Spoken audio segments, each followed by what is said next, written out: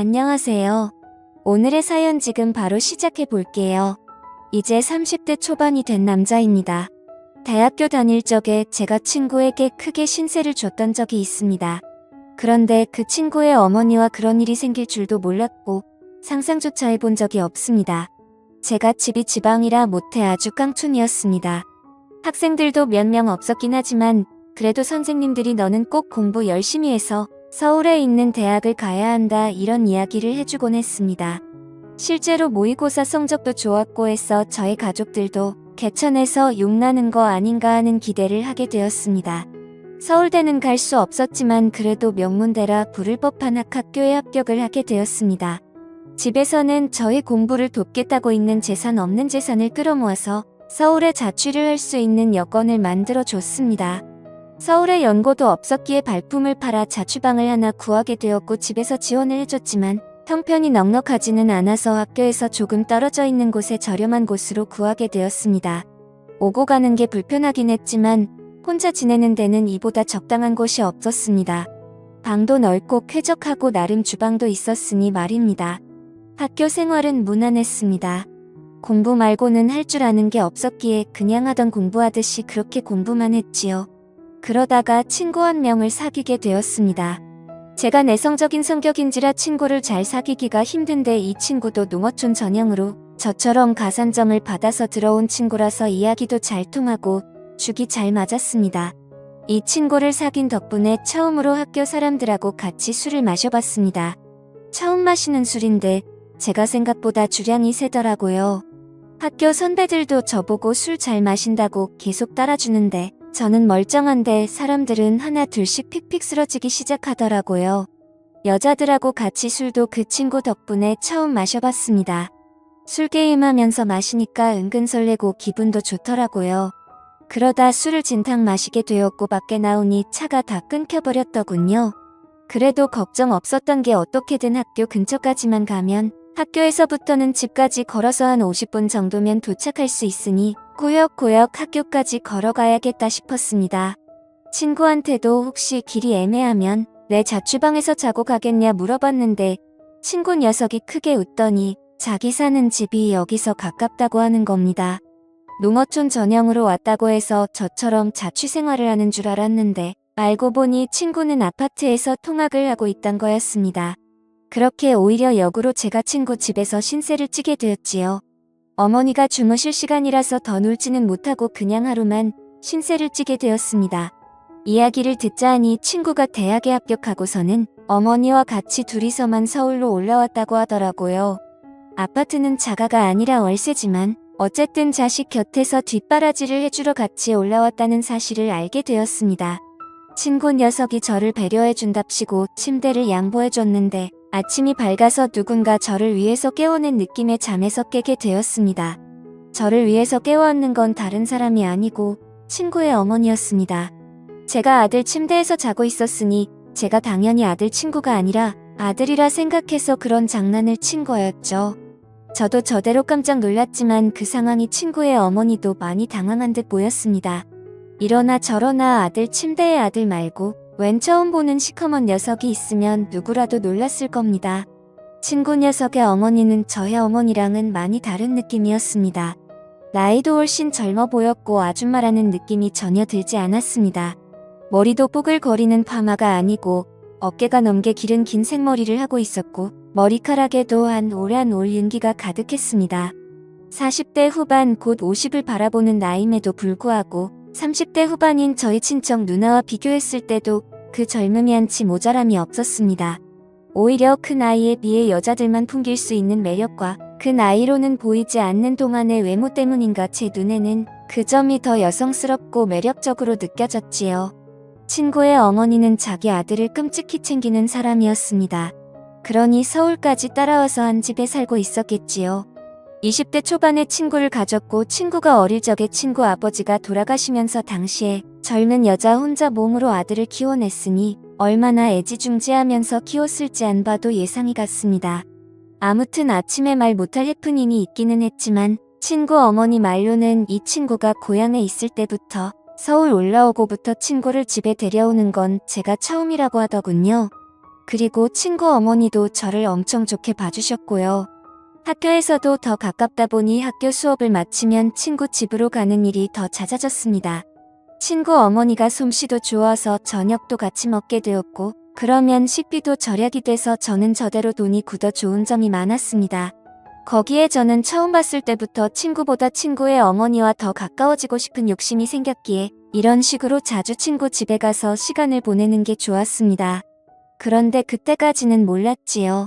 친구 어머니의 미모 덕에 제가 정신을 못 차리기는 했는데 셋이서 이렇게 모여 있으면 친구 어머니가 친구를 바라보는 모습이 마치 아들이 아니라 그 이상의 무언가로 여기는 듯한 느낌을 받을 때가 많았습니다. 제가 친구 어머니를 계속해서 쳐다봤기 때문에 그 시선이 보통이 아니란 것쯤은 눈치를 챌 수 있었지요. 어머니가 아무리 신세대라고 한다 하더라도 저희 어머니 또한 저를 아침에 그런 방식으로 깨워준 적이 없었습니다. 장난으로 아침에 깨운다고 하기에는 너무 알아 깨워놨던 그때의 기억도 있고 해서 저의 의심은 점점 들어 확신으로 바뀌고 있었습니다. 중요한 일이 있어서 제가 아침에 학교에 가볼 일이 있었습니다. 그런데 너무 이른 아침 시간이라 시간을 맞추기가 너무 힘들었지요. 시간을 맞출 수나 있을까 고민하고 있는데 친구가 뭘 걱정하냐면서 자기 집에서 자고 가면 10분이면 학교에 도착하지 않겠냐고 하루 자고 가라고 하는 겁니다. 마침 친구 녀석은 그날 밤을 새고 아침에 일찍 집에 돌아올 예정이었고 친구 어머니도 마침 고향에 다녀올 일이 있어서 집이 빈 집이라고 하는 거예요. 그러니 걱정하지 말라고 하면서 비밀번호를 흔쾌히 알려주더라고요. 그래서 저녁에 친구 집에 도착했습니다. 친구가 말한 대로 집은 빈 집이었어요. 배가 고프긴 했지만 아무리 친구가 들어오라고 했다고 해도 남의 집에서 밥까지 해먹는 건 아닌 것 같아서 일찍 잠을 청해보기로 했습니다. 하지만 그 열기에도 저는 몸이 완전 얼어붙고 긴장해서 그런지 한기까지 들 정도로 몸이 벌벌 떨리더라고요. 그렇게 한참 친구의 어머니가 넋두리를 하는 걸 듣고 있다가 친구 어머니가 술기운을 이기지 못해 잠에 들면서 상황은 일단락되고 말았습니다. 잘못 움직였다가는 친구 어머니가 잠에서 깰 수도 있겠다는 생각이 들더라고요. 잠은 깨울 수 있지만 이 상황에서 친구 침대 안에 있는 게 자기 아들이 아니라 또 저였다는 걸 알게 되면 일이 커지지 않겠나 싶어서 그냥 숨죽인 채로 가만히 있을 수밖에 없었습니다. 저도 모르게 스르륵 잠이 들었나 봅니다. 그대로 아침이 밝으면서 친구 어머니가 옆에 있던 게 저라는 걸 깨달았는지 괴성을 지르며 잠에서 깨더라고요. 저도 사실 잘한 게 없었기에 아무 말도 못하고 있었는데 친구 어머니가 자기가 실수를 했다며 오히려 저한테 사과를 해오더라고요. 오히려 제가 친구와 친구 어머니가 동시에 있는 자리에서 제가 스스로 불편해하면서 티를 냈던 것 같네요. 그렇게 대학 생활을 보내고 있던 중이었는데 집안 경제적인 문제로 더 이상 제 학교와 자취비를 지원해주기 힘든 지경에 이르게 되었습니다. 친구가 아들 노릇해달라고 했으니 제가 어느 정도는 해야겠다 싶어서 친구 어머니를 부축해서 침실로 안내를 해줬지요. 그런데 친구 어머니가 잠에 들 수 없다고요. 그러니 그때 그날처럼 제가 어머님 옆에 있어달라고 하더라고요. 이게 맞나 싶었는데 저도 사실 그때 추억은 좋았던 기억뿐이 없어서 모시기는 척 침대 안으로 들어갔습니다. 결국에는 선을 넘고야 말았습니다. 처음이 어려웠지 한번 시작을 하니 걷잡을 수가 없더라고요. 꽁트 같은 데서 보면 신혼부부가 서로 눈만 마주쳐도 그렇게 되는 걸 풍자하고는 했는데 그게 괜히 그런 게 아니었습니다. 바로 제가 그러고 있었으니까요.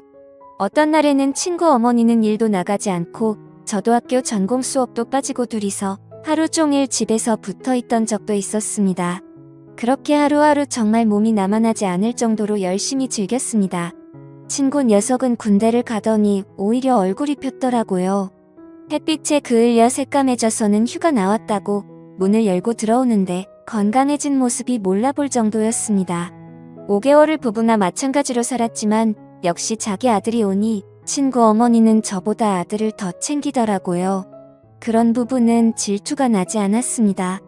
친구 녀석은 오랜만에 나오니까 저랑 술 한잔하고 싶다고 해서 술을 마시러 같이 나갔죠. 친구 녀석이 아들 노릇을 잘해주고 있냐고 물어보는 말에 제가 얼버무리며 잘하고 있다고 대답했습니다.